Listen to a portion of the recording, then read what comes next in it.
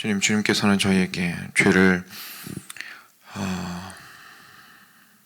책망하시고 그리고 거기에서부터 깨끗하게 되라고 말씀하시고 끝나는 것이 아니라 저희에게 정결하게 하는 셈을 허락하여 주셔서 실제로 저희의 죄를 깨닫게 하시고 그리고 그 죄로부터 헤어나올 수 있도록 싸워 이길 수 있도록 회복될 수 있도록 다시 살아날 수 있도록 필요한 모든 것들을 공급하여 주시는 분이심을 저희가 기억하고 주님께 감사와 찬송을 올려드립니다.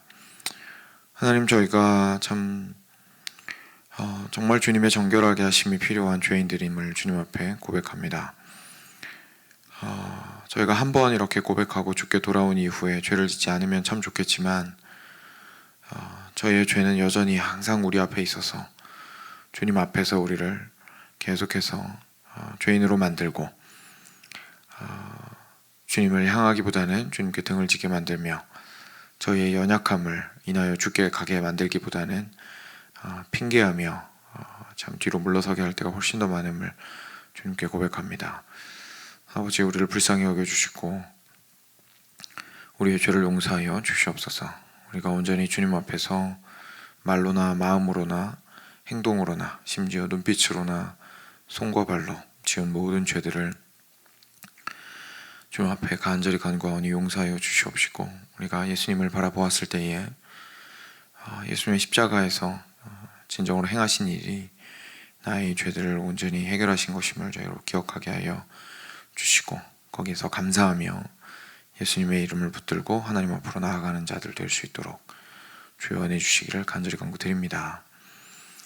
하나님, 우리가 죄를 자백하기를 게을리하거나 부끄러워하거나 두려워하지 않도록 해주시고 오히려 하나님 앞에서 담대하게 우리의 죄를 아뢰고 그리고 겸손하게 참 우리의 부족함을 인정하며 감사함으로 주님의 구원하심과 살리심을 받을 때에 우리가 도리어 참 자유함과 세상이 줄 수 없는 행복을 누릴 수 있음을 기억하고 하나님 앞에 저희가 죄를 아뢰고 자백하기를 참 물러서지 않도록 하여 주시기를 원합니다.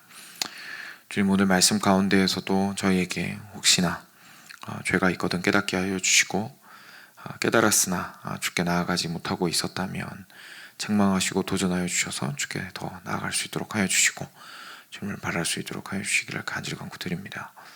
예수 그리스도의 이름으로 기도드렸습니다. 아멘. 네, 열왕기상 12장 1절부터 11절입니다.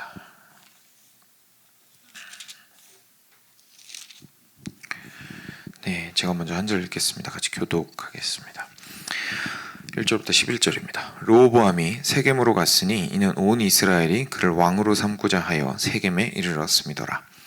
다윗의 아들 여로보암이 전에 솔로몬 왕의 얼굴을 피하여 애굽으로 도망하여 있었더니 이제 그 소문을 듣고 여전히 애굽에 있는 중에 무리가 사람을 보내 그를 불렀더라. 여로보암과 이스라엘의 온 회중이 와서 르호보암에게 말하여 이르되 왕의 아버지가 우리의 멍에를 무겁게 하였으나 왕은 이제 왕의 아버지가 우리에게 시킨 고역과 매운 무거운 멍에를 가볍게 하소서.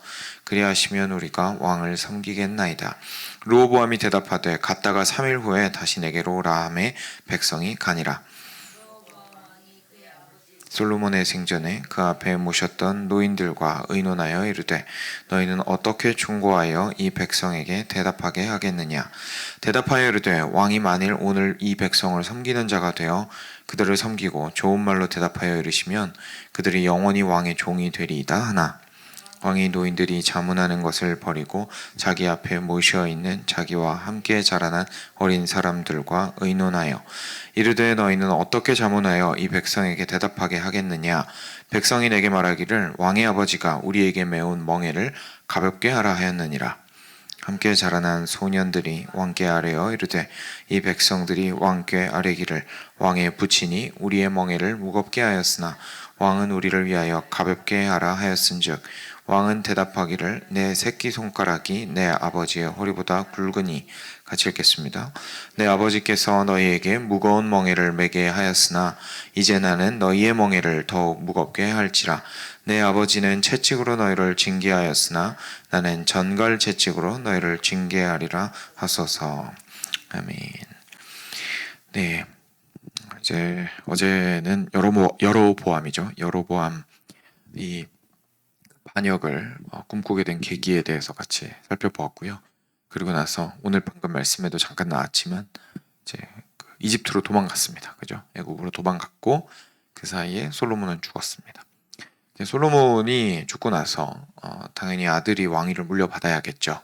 그래서 아들은 르호보암이었습니다. 그래서 오늘 이제 1절에서 르호보암 이야기가 등장을 하게 됩니다.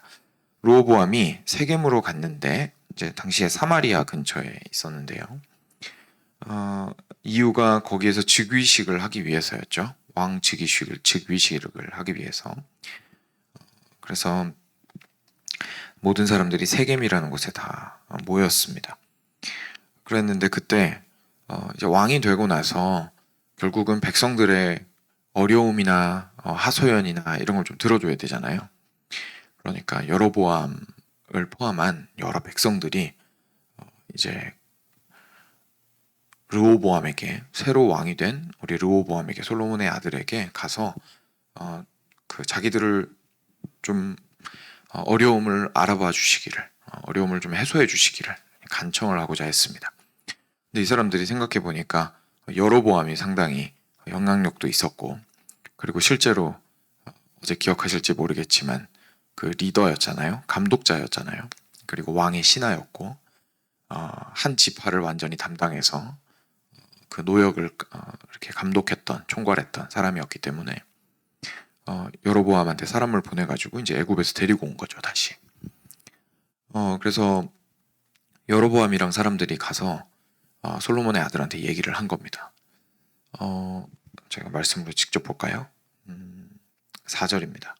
왕의 아버지가 우리의 멍에를 무겁게 하였으나, 솔로몬 왕이 일을 많이 시켰다 이 말이죠. 솔로몬 왕이 일을 엄청 시켰습니다.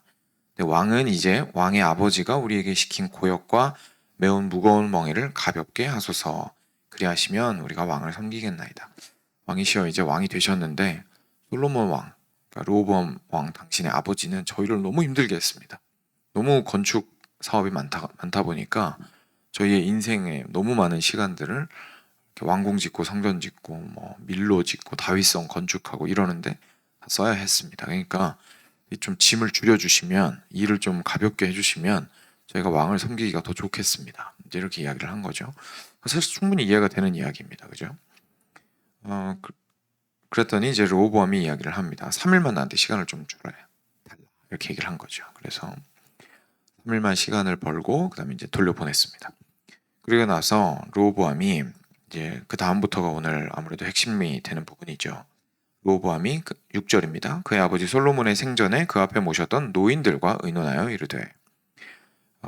그래서 솔로몬과 함께 국사를 논하고 지혜를 나누고 실제로 통치하였던 나이가 있는 장로들인 거죠. 그래서 그 노인들을 불러서 같이 이야기를 하게 됩니다.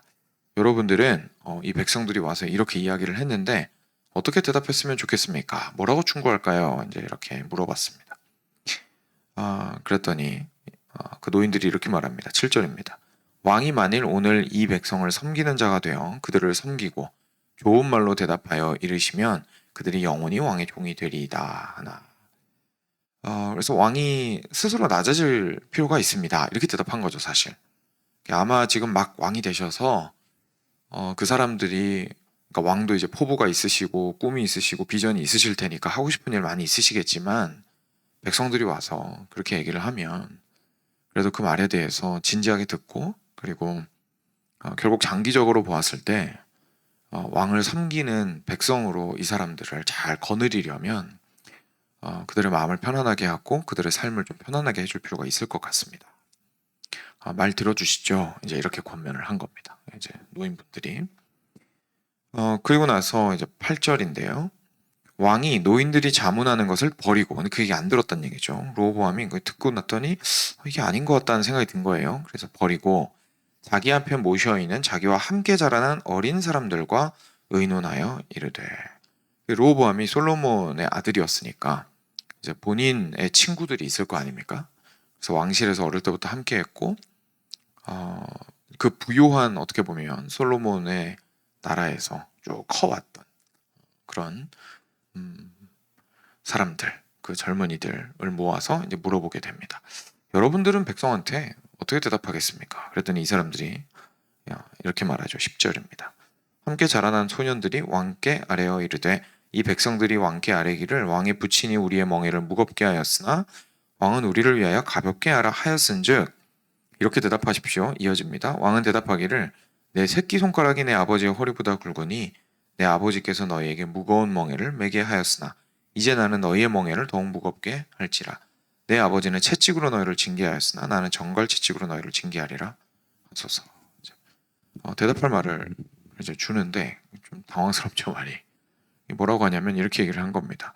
그 사람들이 와가지고 왕한테 지금 일을 좀 줄여주세요라고 얘기를 한 것 같은데 이렇게 대답하십시오. 새끼손가락 우리 솔로몬 왕이 그 백성들한테 어떤 왕이었는지를 생각해 본다면 너무 대단한 왕이잖아요. 그런데 그 왕이 나의 새끼손가락 수준에도 불과하다. 새끼손가락에 불과하다. 라고 말을 하십시오. 그래서 내 새끼손가락이 왕의 허리보다도 굵다. 그러니까 나는 솔로몬 왕보다 무슨 말이죠? 훨씬 더 힘이 세고 강하고 대단한 사람이다. 라는 이야기를 하시기 바랍니다. 그래서 솔로몬 왕은 이제 일을 잘 못하거나 하면 채찍으로 다스렸을 수 있겠는데 그걸로도 모자르니까 정갈 채찍으로 다스리겠다고 이야기하십시오. 라고 이제 이야기를 한 것이죠. 결국 이 이야기를 듣습니다. 그죠? 그리고 거기 사단이 나죠. 이제 내일 저희가 함께 살펴보게 될 텐데요. 참 어릴 때부터 이 이야기가 굉장히 인상이 강했던 것 같아요. 그래서 항상 마음에 깊이 있게 남아있는 이야기 중에 하나입니다. 성경에서.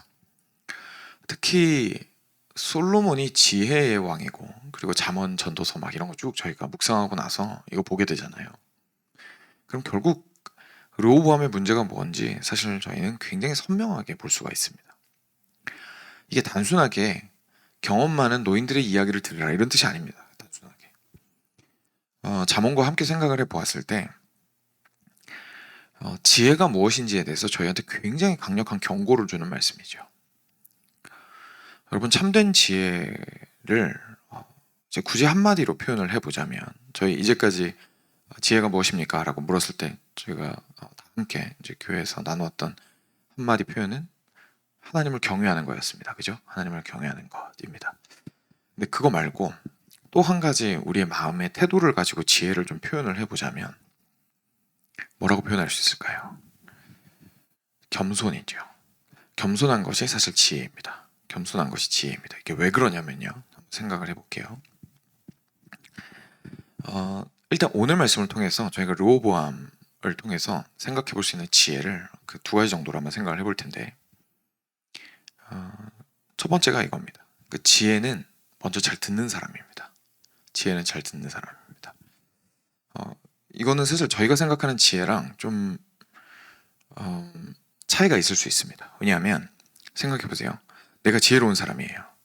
근데 지혜는 잘 듣는다라고 이야기하면 결국 지혜로운 사람이 어떻게 해야 된다는 얘기죠? 귀를 기울이고 잘 들어야 된다는 얘기잖아요. 근데 지혜로운 사람이 왜 듣죠? 그지 않으세요? 한 번 더 생각해 보세요. 그죠? 아니 본인이 지혜로운데 왜 들어요? 그죠? 그러니까 지혜로우면 사실 들을 필요가 없거든요. 본인이 지혜로우면. 그러니까 지혜롭다는 게 그냥 똑똑하다는 얘기가 아닌 겁니다. 지혜롭다는 게 그냥 똑똑하다는 얘기가 아닌 거예요. 똑똑하면 안 들어도 되죠. 그냥 똑똑한 거고 그 똑똑한 대로 살면 되면 내가 생각하는 삶의 방식이 있고 그리고 그 방식이 나를 올바른 길로 인도한다라는 것이 너무 확실해요. 그러면 안 들어도 됩니다. 그냥 뭐 쭉 가면 되죠. 그죠?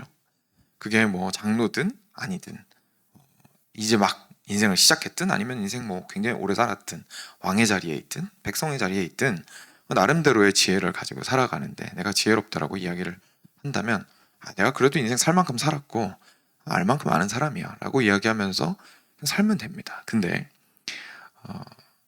참된 지혜라는 것은 결국 자기 자신이 누군지를 깨닫는 데서 시작합니다. 지혜로운 사람은 자신이 누구인지를 아는 사람입니다. 그래서 자기 자신이 아무리 인간들 사이에서 똑똑하다 할지라도, 그죠? 똑똑하다 할지라도 그는 아는 사람입니다. 뭘 압니까? 내가 다 아는 사람이 아니다라는 사실을 아는 사람이에요. 내가 아는 게 다가 아니다. 그죠? 내 생각이 다 맞는 게 아니다. 내가 살아온 인생이 올바른 방법은 아니다. 라는 것을 아는 사람입니다. 그래서 여호와 경외하기가 지혜인 거죠. 왜냐하면 하나님을 경외하면 이 사실을 깨닫게 되거든요. 저희가 하나님한테 갑니다. 그렇죠? 저희가 하나님께 앞에서 예배합니다. 그러면요, 저희가 단순하게 하나님에 대해서만 새롭게 알게 되는 게 아닙니다. 예배할 때 우리가 알게 되는 게 있는데 바로 내가 누군지를 발견하게 됩니다. 예배하게 될 때에 예배의 자리에서 우리가 발견하는 것은 와, 하나님이 얼마나 영광스러운 분이시고 하나님이 얼마나 능력 있으시고 지혜로운 분이시고 그리고 그분을 위해서 내가 삶을 드리기를 원하고 그분을 높이기 원하고 이것만 저희가 보고 끝나는 것이 아니라요. 그렇게 하고 나면 그 자리에서 내가 누군지를 깨닫게 되는 거예요. 아, 내가 하나님이 없으면 아무런 의미가 없는 사람이구나. 내가 하나님의 영광에 비하면 내 영광은 중요한 게 아니구나. 그러니까 하나님이 누구신지를 보면 볼수록 내가 누군지를 사실 더 잘 알게 됩니다. 근데 거기서 발견하는 내 모습은 사실 굉장히 나를 겸손하게 만드는 나의 모습이죠. 하나님한테 갔어요. 그랬더니 우리 아까 찬양한 것처럼 우린 그냥 주님의 정결케 하는 셈이 없으면 깨끗하게 될 수 없는 죄인에 불과한 거예요. 주님 앞에 나아갔더니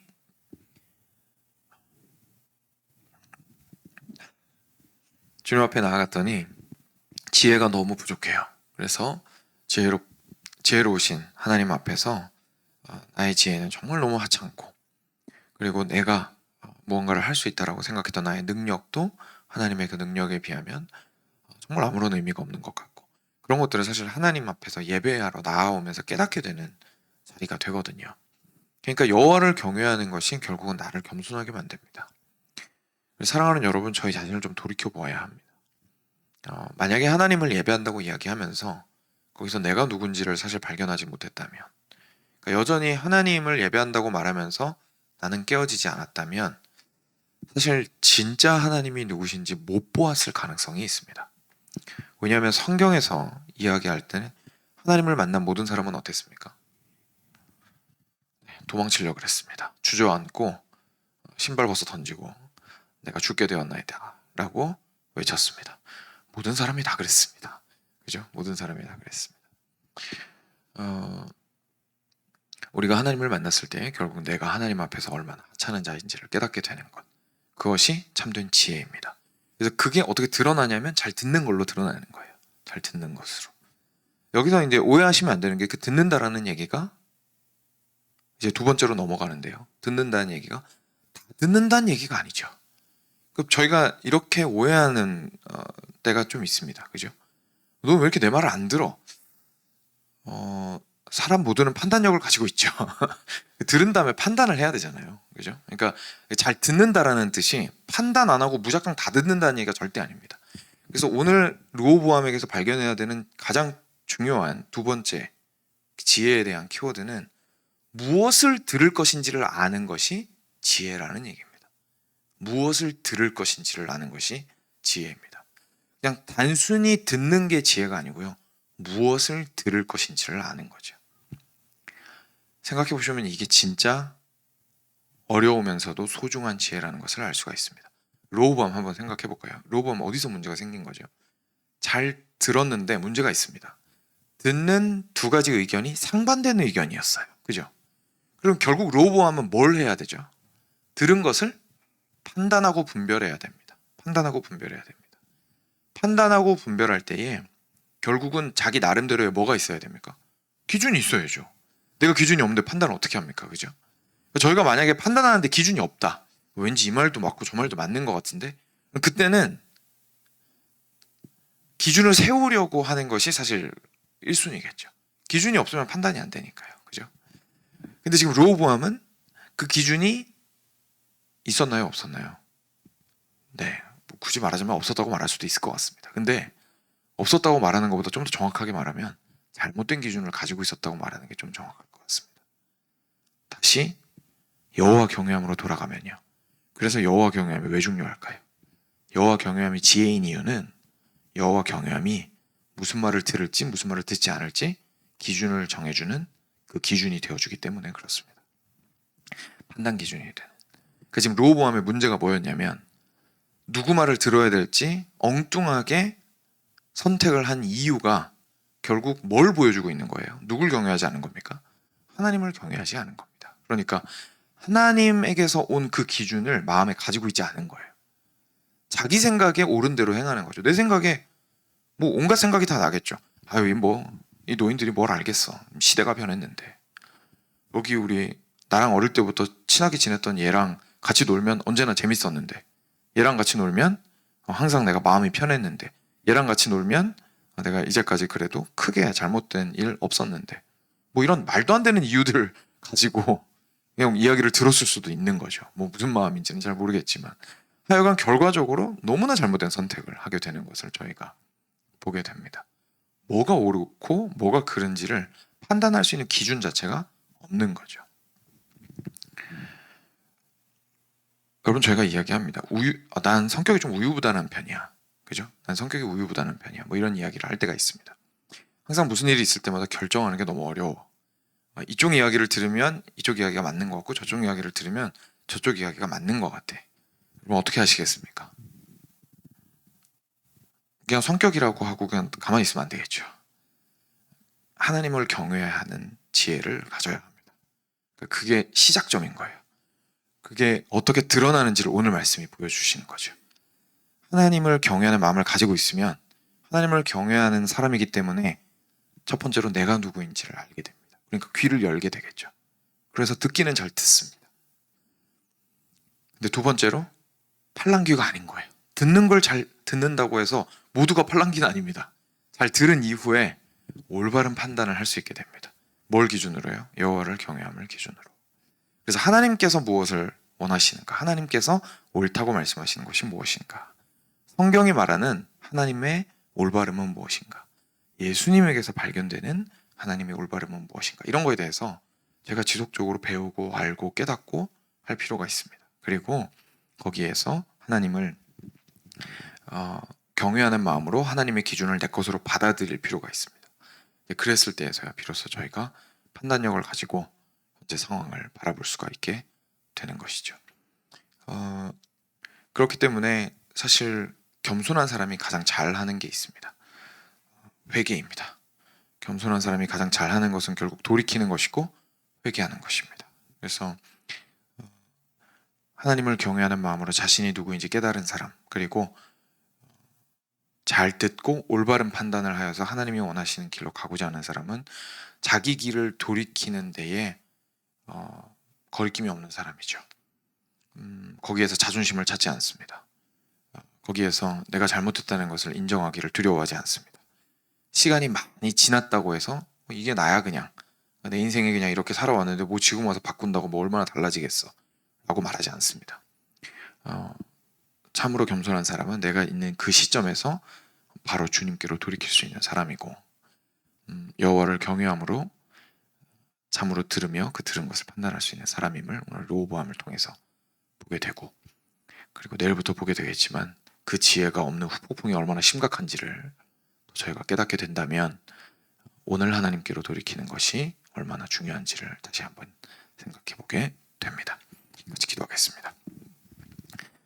들으신 말씀 기억하시면서 자신의 삶이나 혹은 또 기도가 필요한 분들이 기억나시는 것이 있다면 함께 또 주님 앞에 기도로 먼저 나아가도록 하겠습니다. 같이 기도하겠습니다.